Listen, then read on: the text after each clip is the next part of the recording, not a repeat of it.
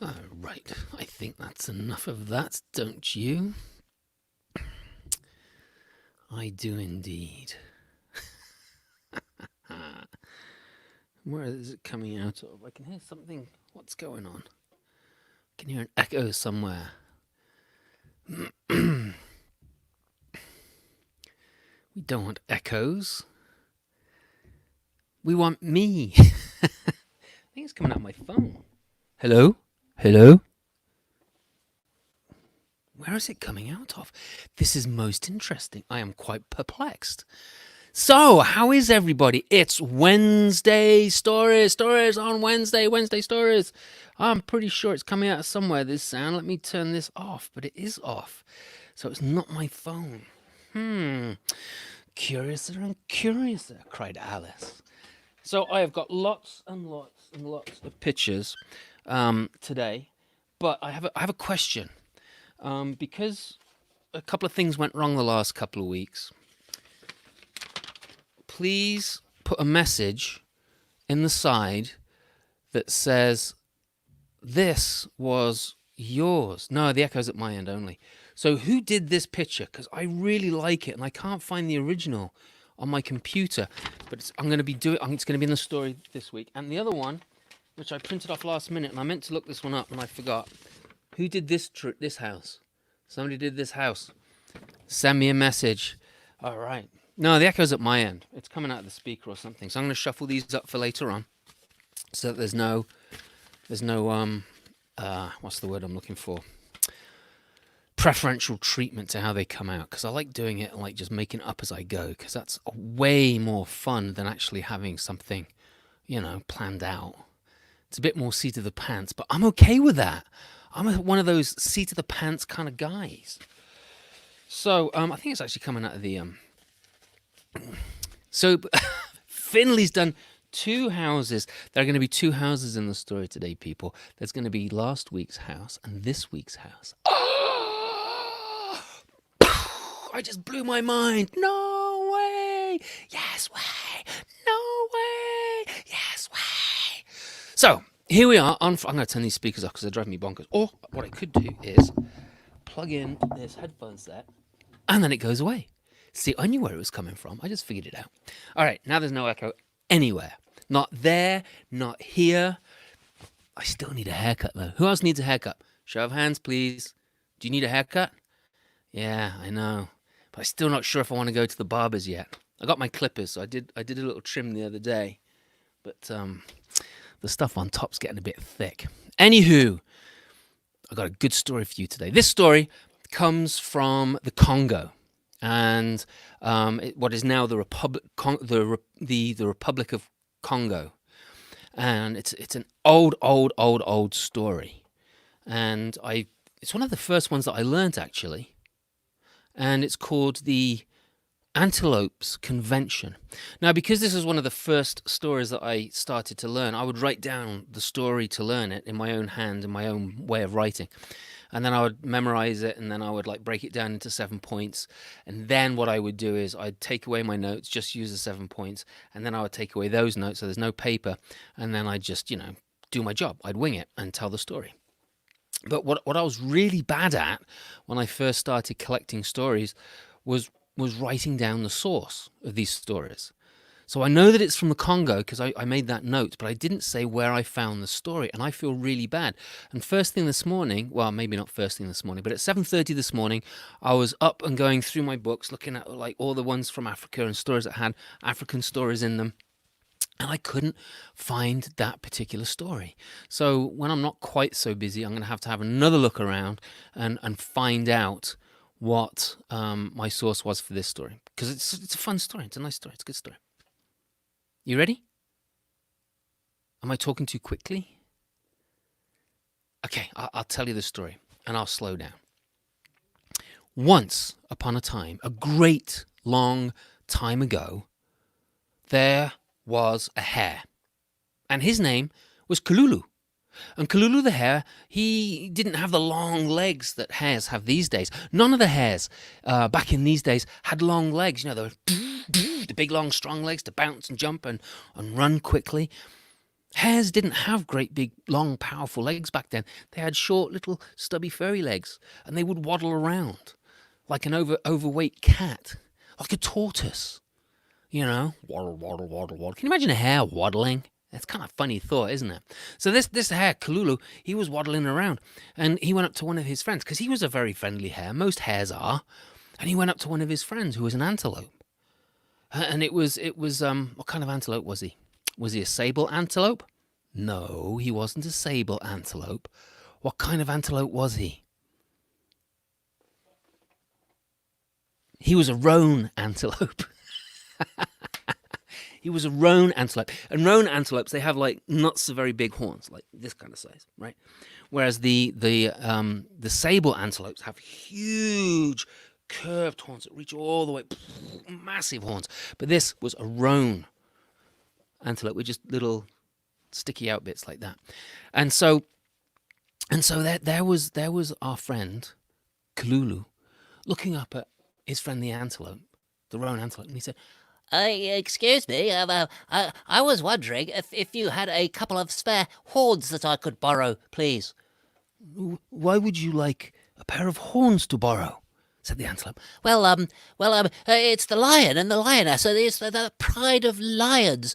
They're causing problems for me and my family. And I thought if I had some horns stuck to my head, then the lions would leave me alone, because I'd have those spiky things, you know. Well, let me find out. So the antelope went back to his herd and asked the other antelopes if they could possibly find a new set of horns, or a spare set of horns for Kalulu, the hare. And they did. And our friend the antelope brought them back to Kalulu, and Kalulu said, "Oh, thank you so much. This is remarkable. Look at these lovely horns. Thank you so much." And the antelope took off, went back to his family. Now, Kalulu, he took these horns and he hollowed them out.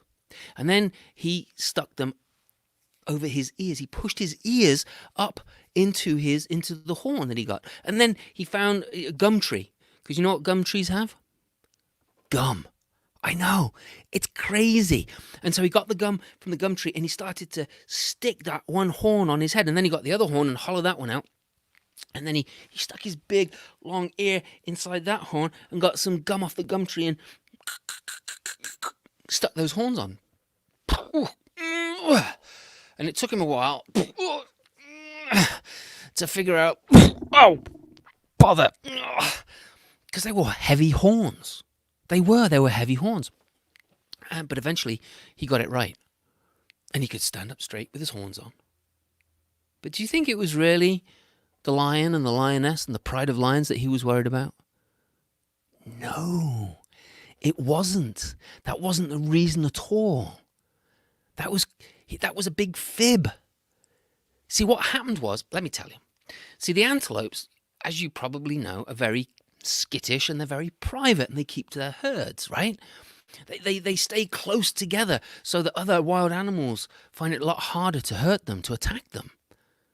Well, what would happen is every 2 or 3 times in a year, all of the antelopes from all around, all the different herds, the 2 different species that they had in the Congo, the sable and the roan antelopes, they would all get together for this massive convention.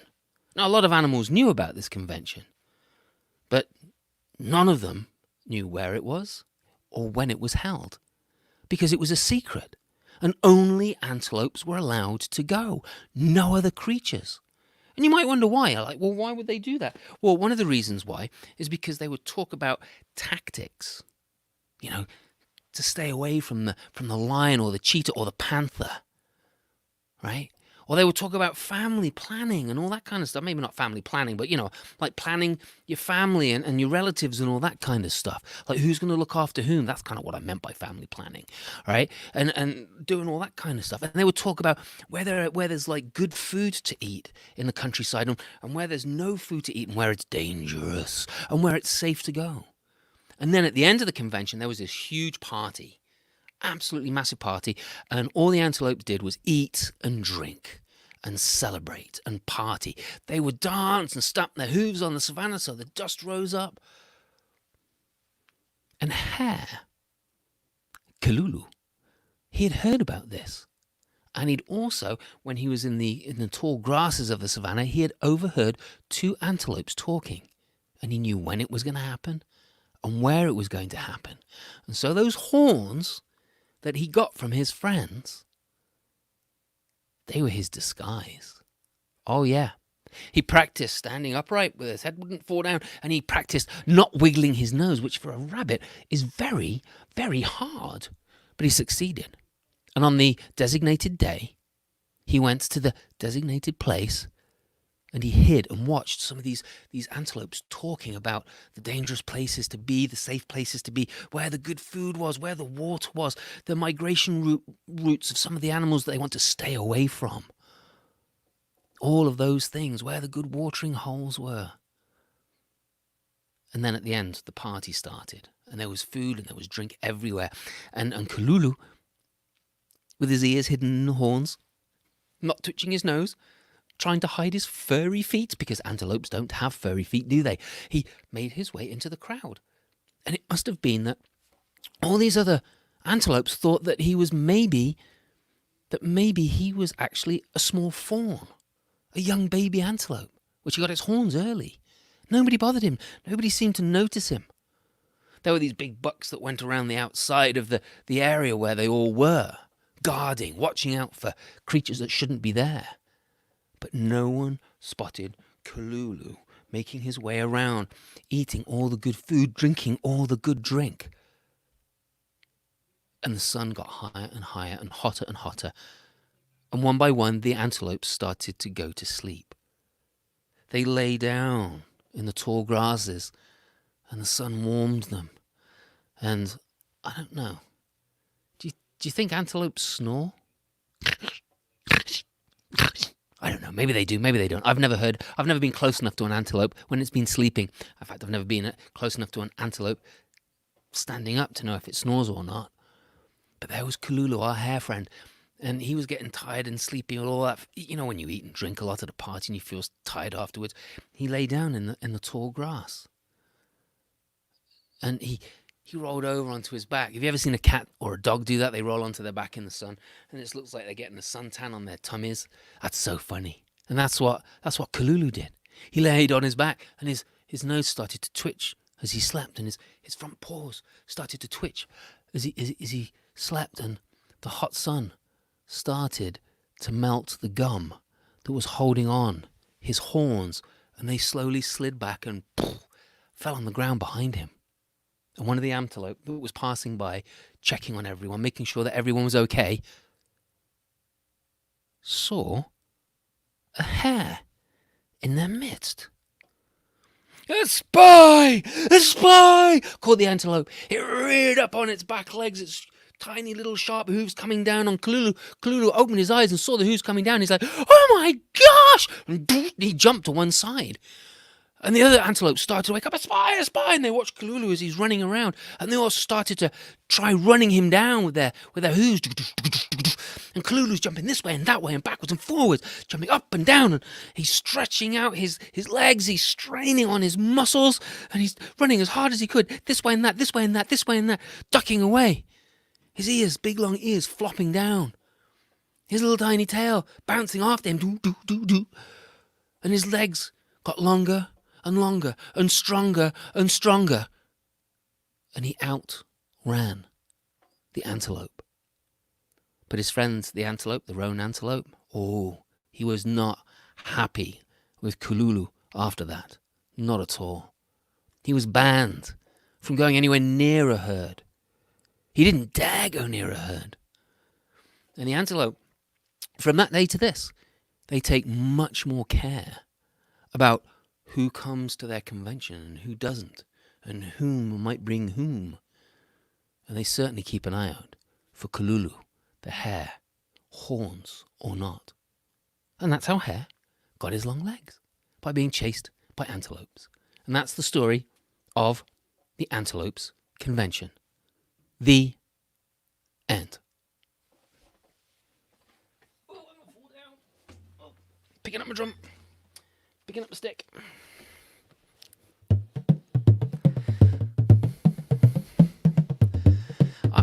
Groan. Who's this groan? Who is this person? Groan. That's Robin. No, that's not. Hey, Robin. Glad you liked the story. You kind of jumped in just as I was clicking this. Who is Groan? I'm not sure who that is. Hey, Barbara. It's good to see you too. We're going to get together soon. You know what we should do? We should make a time after all of this madness is over that we get together and have a cup of coffee or a cup of tea somewhere. Or, if it's in the evening, something, I don't know. Anyway, let's see if we can make something happen. That'd be good.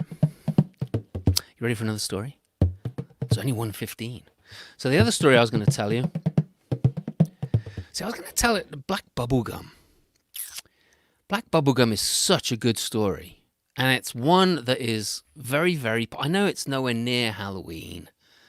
It's one of those stories. It's a Halloween story. But I keep looking at it and I keep thinking, shall I tell Black Bubblegum? It's such a good story. Let me tell you the backstory to this story. Because this is a really good example of how stories change. There's my hat with all the pictures in it. How stories change. Because this story is actually based on a John Steinbeck story. And the John Steinbeck story is called The Affair at Rue de M Line. Yes. So if you can find that story, which you can find a PDF online because I've done that. It's a really good story.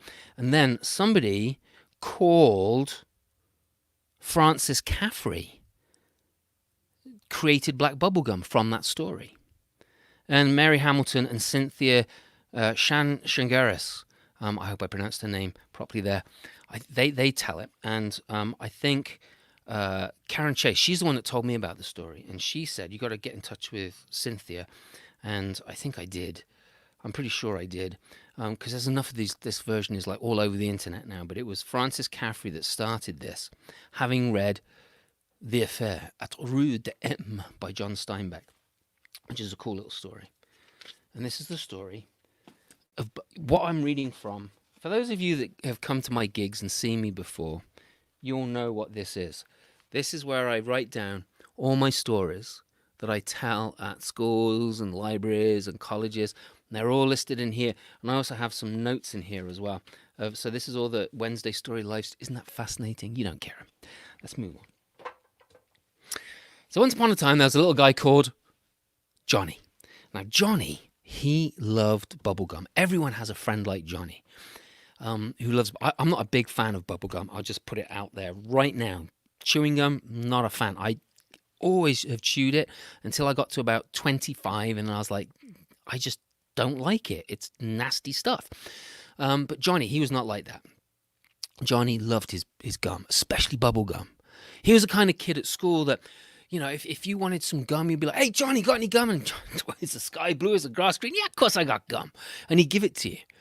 He was the kid who had all the gum, and he was obsessed with it. He loved it. He got so good at chewing gum that he would come down in the morning before breakfast chewing gum. And he would start eating his cornflakes. And he could eat his cornflakes or Cheerios, whatever he was eating, on one side of his mouth.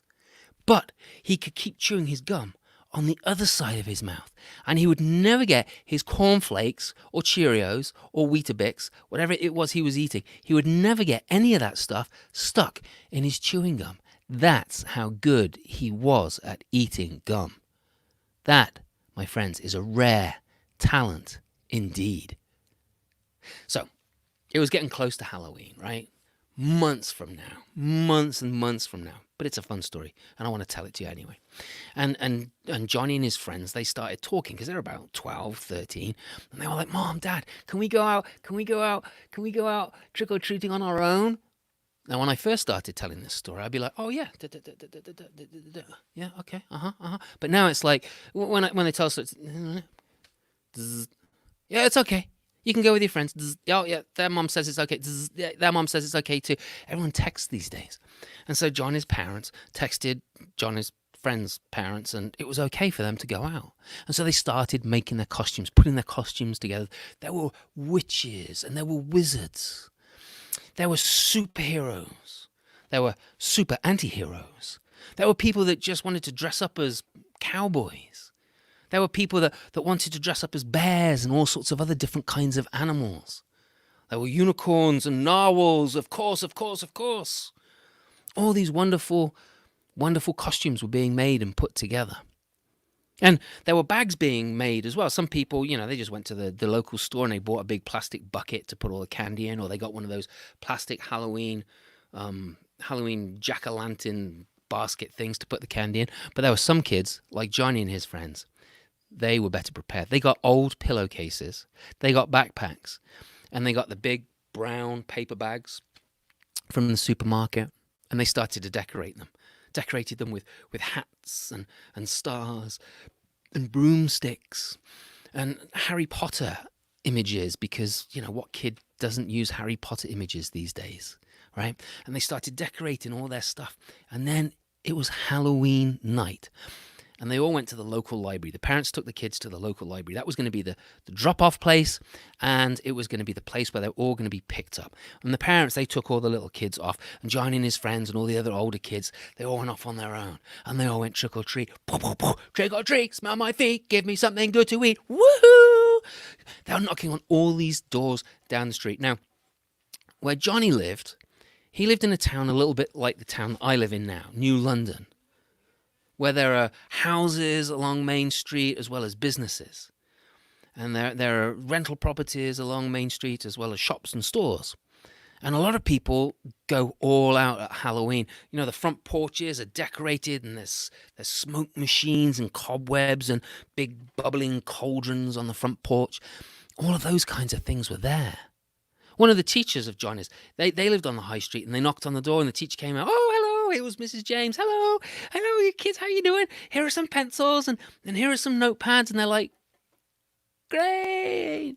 And then they went to the next door's house. That was the other teacher, and they had real good candy. And so they got the candy from there. And then they went to the dentist, and the dentist gave them a toothbrush and some toothpaste. Really? Great. And off they went. They threw the stuff in the bag and off they went. Door after door, house after house, all the way down one side of the street and then all the way back up the other. There were all sorts of different candies. And there were also those weird chocolate hard things, which I can't think of what their names are right now, but they're disgusting. And if I could think of what they were called, they're not really chocolate, but they call them chocolate. It used to be window putty. It was invented as window putty.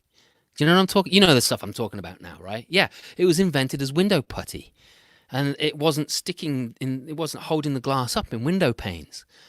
And they smelled it and said it smells a little bit like chocolate, and they tasted it. It's like a little bit like, well, let's not throw this away. Let's sell it as candy.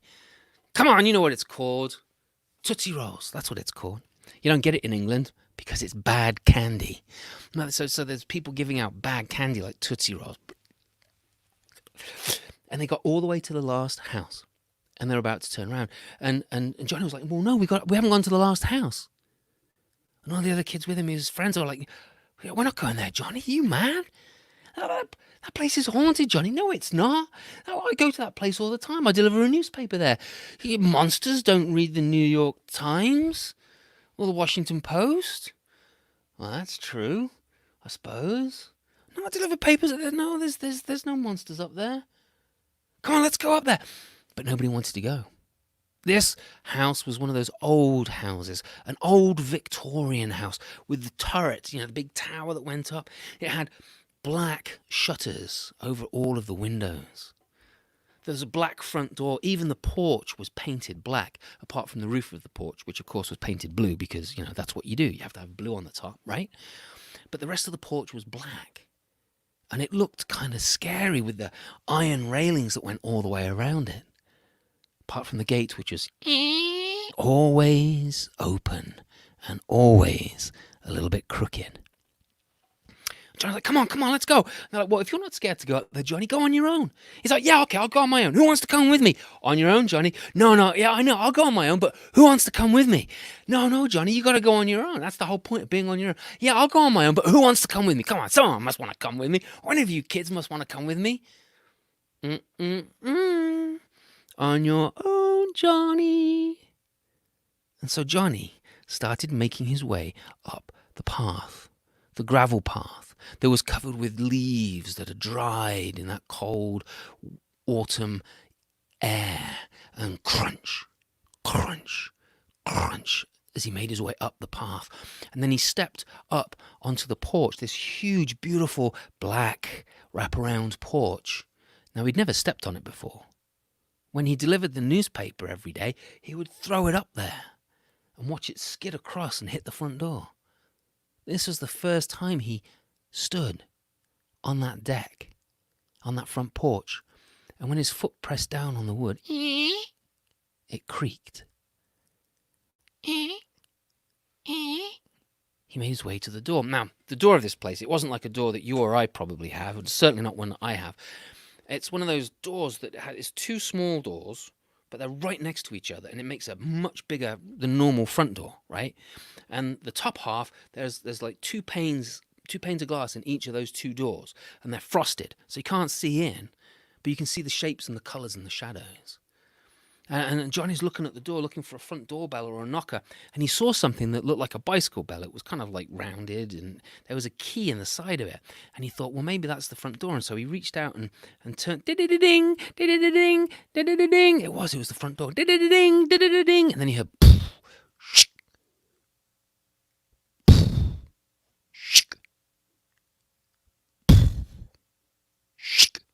he saw a shadow getting closer and closer to him. And the door creaked open. And Johnny looked at the man, who was short. He was no taller than Johnny. Long, greasy hair, nose that was like broken a little bit and twisted. Hair coming out of it. Hair sticking out of his ears. Big eyebrows. He almost looked like a squirrel. And What do you want?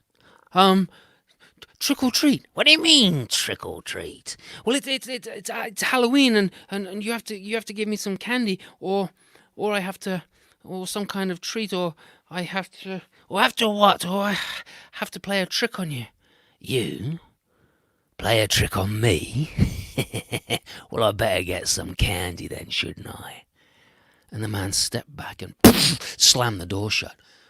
And he watched the shadow walk away. Johnny looked down to where his friends were on the street. It was about 100 feet away.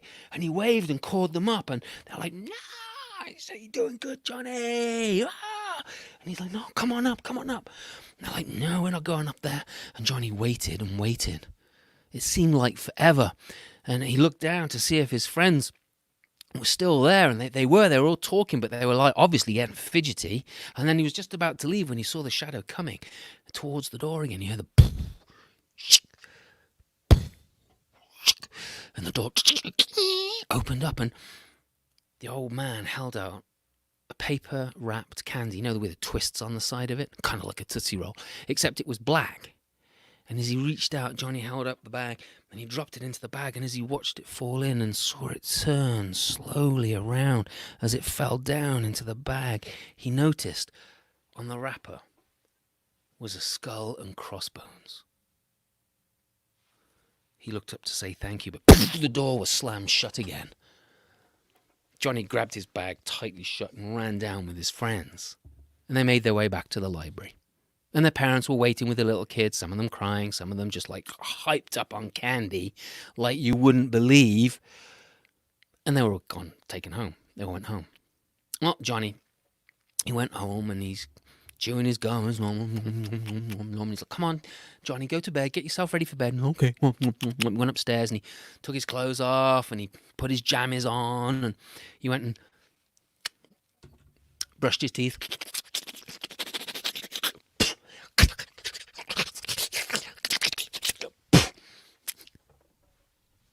Yeah, they're good.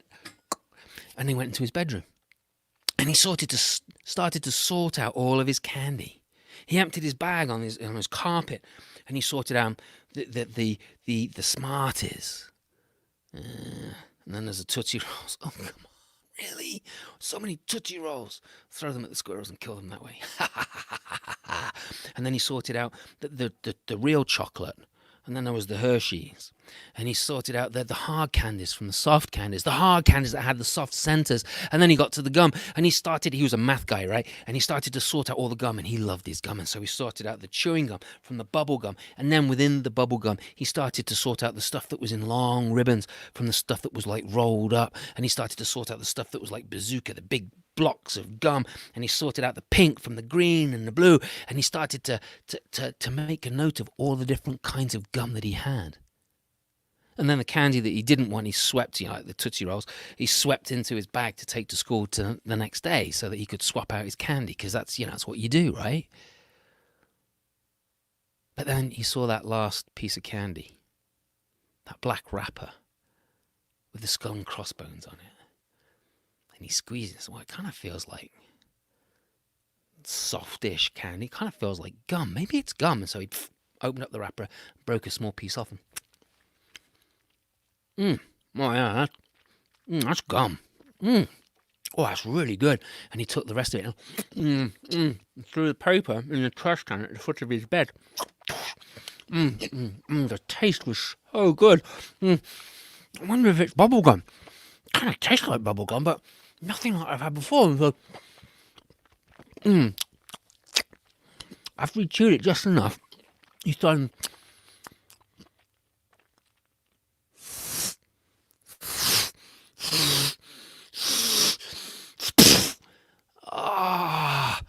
It's all over my face. But it came right off of his face, and he put it back in his mouth. And this gum is so good. This is good gum. I'm sure I can get a bigger bubble this time.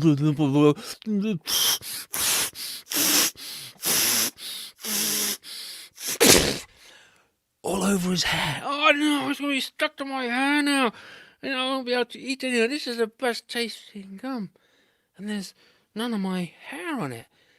This is the best gum ever!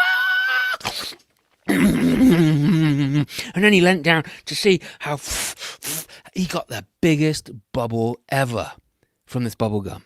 Well, his parents came up. They're going to say goodnight to him and tell him that he should go to bed now. And he's chewing. He's, well, throw your gum in the trash can. Oh, Mom, this is the best bubble gum ever! I don't know. And so he took it out. It was stuck on one of his teeth. It was stuck on one of his teeth, and he put it on his bedpost. I'm going to save you for the morning. It wasn't losing its flavour or anything, and it was still staying the perfect consistency of really good bubble gum.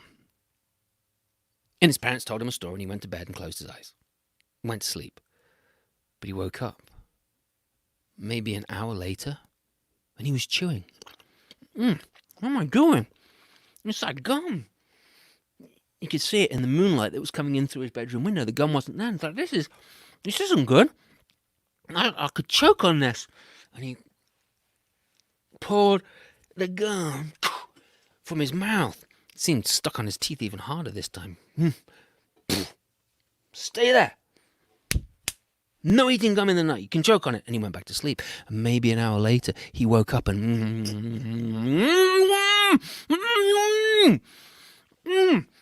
bad gum.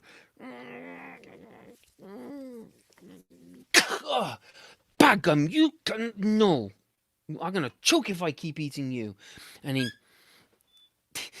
trash can. Post. Last chance.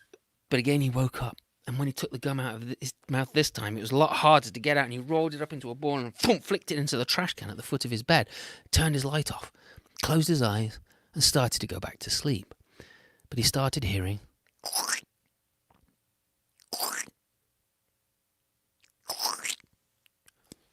He turned the light on. He started looking around the room. He couldn't see what it was. He didn't get off the bed. He kept looking around, and then he looked into the trash can and he saw the black bubble gum.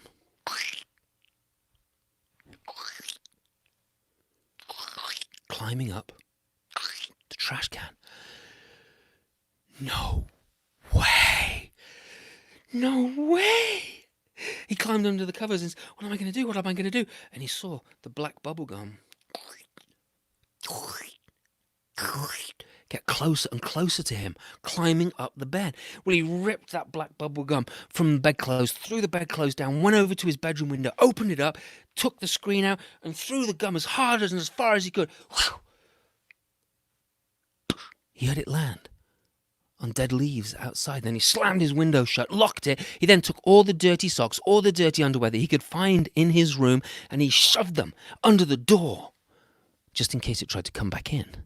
Not that it would, because it was outside now, but he wanted to take no chances. And then he tried to get back to sleep, but he couldn't. He stayed up for a long, long time. And when he woke up in the next morning, his eyes were red and he had a headache. And he went downstairs and his mom looked at him and said, "Are you all right, Johnny?" He said, "Oh, I didn't sleep very well." He says, "You don't look, you're not even chewing gum." "Oh, yeah. No, I think I ate too much gum last night, Mum."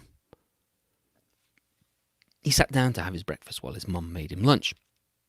And Dad came in to help him out. And his dad looked down at the floor and said, "Johnny, is that gum on the floor? Johnny, how many times have we told you about leaving gum on the floor? Come on, pick it up." And Johnny looked down and there was that blob of black bubble gum. Johnny jumped down with a paper napkin, grabbed hold of it, took that ball of gum out into the garage where there was a big old galvanized metal trash can, threw it in there, slammed the lid down onto that trash can, and then picked up a breeze block, because there are always cinder blocks in garages, and he set that down on top so it could not escape. He grabbed his lunch. He didn't even wait for the bus. He didn't even remember to grab the candy from last night, the stuff that he was going to swap for candy the next day, that day. He ran all the way to school. And his friends are like, "Johnny, you okay?" He's like, "Yeah, I'm fine, I'm fine." "You got any gum?" "Oh, no, I left all my gum at home." "Are you all right, Johnny?" He's like, yeah, just a bad night's sleep." He got home that night and he's doing his homework at the kitchen table when his dad came back. And his mom came back. They're doing his homework together and they're doing their own things together. And then Johnny's mom said, "Johnny, there's that black bubble gum on the floor." "No, that's not black. It's moving. That's a slug. That's a weird looking slug." Johnny turned and looked. It was the black bubble gum, and his mom had seen it moving, getting closer and closer. Well, she was a smart woman. She got a jar, canning jar, a glass jar, a jam jar, and she put it over the top of the gum. She slid some paper underneath it, flipped it over, flipped the gum back into the jar, took the paper away, put a can lid on top of it and tightened it and set it in the middle of the table. And Johnny told her all about the black bubble gum. She said, "Don't be silly. That's not black bubble gum, and it's certainly not after you." But they sat there on either side of the table with the jar in front of them, and they watched as the gum climbed all the way to the top. It tried to open the lid, but Johnny's mom was a strong woman, and she got it nice and tight. And so the gum started to stretch out and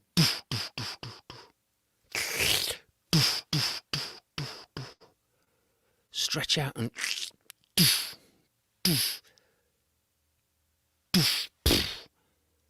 it fell down on the table, and that gum started to roll like a hamster in a wheel, that jam jar, towards Johnny. Says, "No, look after me, Mom, look." And he got up from his side of the table, ran round to the other side of the table, and then they watched as the jar started to roll back the other way, back towards where Johnny was now sitting. Well, they picked up the jar, sat it on the table, and put a big, heavy book on top of it. It was the 1956 Collegegate Random House Dictionary. It's the biggest thing they had in the house. And Johnny went and told his dad. It was already getting dark by now. And so his dad said, "All right, come on, let's go." They went to the tool shed and they got out a shovel. And Johnny got a lantern. And his dad carried the jar and the shovel into the woods next to the house. They went far, far into the woods. And they dug a hole deep enough for Johnny to stand up in, a hole wide enough that he could put his arms out in it.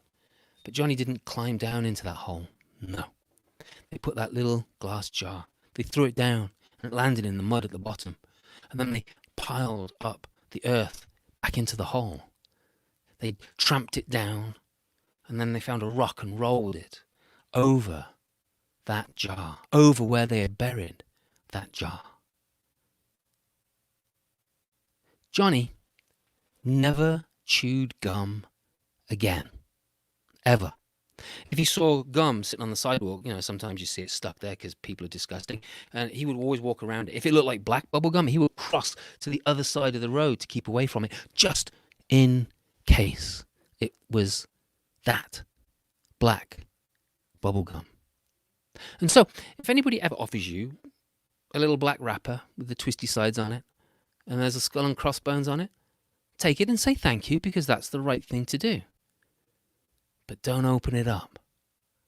And whatever you do, don't ever put it in your mouth, just in case it's that black bubble gum. The end. All right, that's the end of that story. Ooh, let's get on with our story. Thank you, Merrick. Merrick likes my sound effects. I'm a boy. All us boys, we make sound effects. We start off with cars and everything, and then, at least in England, we do like machine guns and all that kind of stuff, especially if you're my age. Treacle. I do like treacles. Yes, it was Tootsie Rolls, wasn't it? Definitely Tootsie Rolls. I love that story. One of my favorites. So that's why I always say where I got it from. Here's the hat with the stories in it. Once upon a time, there was a boy called Johnny, because why not? There was a boy called Johnny. And Johnny, he didn't live in a house. He lived in a beautiful barn, a red-roofed European barn, because they're the best barns ever. Had these two big brown doors in it, and these beautiful windows where the light would shine in on a sunny day and where the light would shine out at night. And Johnny lived up in the attic space. I mean, it wasn't like an attic space. I mean, it was a real bedroom. Thank you, Finley. 8, Charleston, South Carolina. And little Johnny, he lived in this big old barn. He loved that barn. But one day, suddenly, from outer space came these red shooting stars. Ethan told me about these the other day. Ethan lives in Fairfax, Virginia. At least I think it's Fairfax. He lives in Virginia. And there are all these red shooting stars, and they were flying down, and there are all these black dots, and they were fighting back because they were the good guys, right? Remember that. They were fighting back, these red shooting stars. They were taking them out one by one. And Johnny was worried about this. So Johnny went out to join those black dots to fight against those red shooting stars. And other kids came out, and more kids came out, until all those red shooting stars were gone. They were buried in the dirt. Well, they all decided to go around to this girl Clara's house. And Clara, she liked a really good murder mystery. Her favorite game in the world was Cluedo, or as you call it over here, Clue. I don't know, you Americans are so lazy, you can't even have the O on the end. It's Clue-do. All right, so, yes, I'm glad. And they decided to have this wonderful game of Cluedo, except they all decided to play the characters for real. So they had their cards, and they spread out in this one girl's house, Clara's house, because Clara, she was at this huge house. It was a massive house. And they were having a lot of fun in this house. When all of a sudden, this fireball of Pandora, do you know what a fireball of Pandora is? I'm not really sure, but this is a fireball of Pandora, came into the room. Scared everybody witless. Some of these people are lying down on the carpet, and then suddenly you get a red bull from Pandora coming into your living room, breathing fire, shooting fire out of his nostrils, his ears, and his mouth. Oh my golly gosh! What were they going to do? Well, they all fled. They all decided to flee. Now, Clara had a really good friend called Wilson, and Wilson had this nice little house. It was about 500 yards down the road. And they went to this house, which was also done by my friend Finley, who's a very good house drawer. She's going to be an architect when she's older. They all went to this house. Now Wilson's mom. This is top secret. You can't tell anyone. Wilson's mom was a superhero. And so she went out with her secret disguise on. She's not wearing the mask properly there because, as you can see, it's facing the wrong way. She pulled it down over a mask, which she wore that most of the time because in a daytime job she was a nurse, nurse practitioner, and she wore, because of COVID. Anyway, you know what I'm talking about. She put the other mask down properly and she went off and she fought that fire dog of Pandora and wrestled it into a box, and then put a shipping label on it, took it to the post office and shipped it back to Pandora, where it belongs, because, it's an invasive species. You don't want it over here. But the thing was, there was this other invasive species here, which this came from Vermont, and I think I used it last week, but I love it so much. I had to print it out again, because now I got printer ink. I got to print it out again, and this invasive species. But these are like trilliums. These are like lady slippers. They if you try to move them, then they die. And they're like, this is, it's kind of scary looking, but it was only about this big. It was a tiny little thing. And it was like a Venus flytrap. And so they just left it there, and everything was good. But anyway, so Wilson's mom came back, and you know what she had under her arm when she came back? She had a little tiny box, and inside the box there was a little teeny tiny, meow, a little tiny kitten. And they loved the kitten so much, they all started playing with the kitten that was drawn by Emma. Emma. And then Wilson's mom went and got changed. She got changed out of her secret hero uniform and put on her regular clothes. Because actually not secretly, she was in fact a real princess. Princess Avery was her name. She lived in Hanover. Yeah, that's right. Those of you that listen to the Lindy Line podcast will know all about Avery and her adventures, because Avery is awesome. And Emma R., one of the things that they did was they made these decorations, and they were a sign of solidarity between all of their friends, and they each had one, and they took them to all the people in the town, and all the people in the town put them in their windows and their doors, kind of like the kids in the UK put rainbows when the beginning of the COVID crisis began. They all put well, this was at the end, and so they all put these beautiful decorations to say, we made it, and they also had those signs up there that said, some of us didn't, and we understand that, but we made it through. And they all sang a song together. And everybody in the town heard the song, and it was a popular song. It was a song that used to be sung years and years and years ago, and street after street started to join in, until the whole town was singing as one voice, and their hearts were full. The end.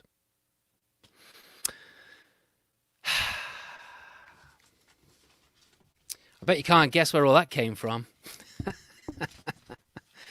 So I do want to say thank you to Ethan. I just dropped your picture on the floor, Ethan. Sorry. I'm glad I was right. Ethan, I love your red shooting stars and your black dots fighting them, because the black dots are the good guys. That is awesome. And thank you to Finley, as always, making excellent architectural drawings for my stories. I wonder if she's going to do something else next week. Who knows? Where is it? Oh, there it is. They all got a bit shuffled up just now. There's the house. I think this was used last week, but I'm not sure. I got a little bit confused with the printing. There's a barn. Love that barn. And then this is Sadie in Vermont. Sadie in Vermont did this. That dramatic game of Cluedo. And then this is by Liam, who did his fireball, not fire dog. Pit bull, that's what I've got. And then there was this one. I don't know who did this, but it's so awesome. And I wanted to keep it in a story, so I kept that one from last week, because that was one of the ones I had printed out, but then I couldn't find it. And then the Venus flytrap, and that's also from Vermont. That's excellent. And then there's a kitty cat. Emma, Ethan, have a wonderful rest of the day. And then Avery, who did a self-portrait of her as her princess self. And again, Emma's phenomenal peace out drawing. We made it. Thanks everyone for being here. You know that I'll be here next Wednesday to tell more folk and fairy tales. And I'm actually going through my back catalogue of folk and fairy tales that I haven't told in a long time, and I'm relearning them. Some of them I haven't told in probably 15 years, like the Antelopes Convention. I haven't told that in yonks. And so I'm working on all those stories as well as new stories. So come join me next week. There might be some stories that you've never heard me tell before. And also, for the grown-ups who are still here and haven't checked out yet, remember, Friday, I got Robin Schulte. She's an amazing storyteller, and she's an all-round good egg. She also used to be the head honcho for the Florida Storytelling Festival, which is an amazing festival. I highly recommend anyone to go out there to go and watch amazing performers do amazing work in a really nice, intimate setting. It's such a wonderful group of people that host that organization and that festival. It go see it, and if you get lucky enough to perform in it, you should be very happy because it's a great bunch of people down there, and it's not like you imagine Florida would be. You know, my preconceived idea of Florida was not that at all. Mount Dora is where it is. Mount Dora, the explorer in Florida. Thanks everyone. I hope you enjoyed the stories today. Peace out. Be well, look after each other, and stand up for what's right, and wear a mask, and wash your hands. Still. Bye.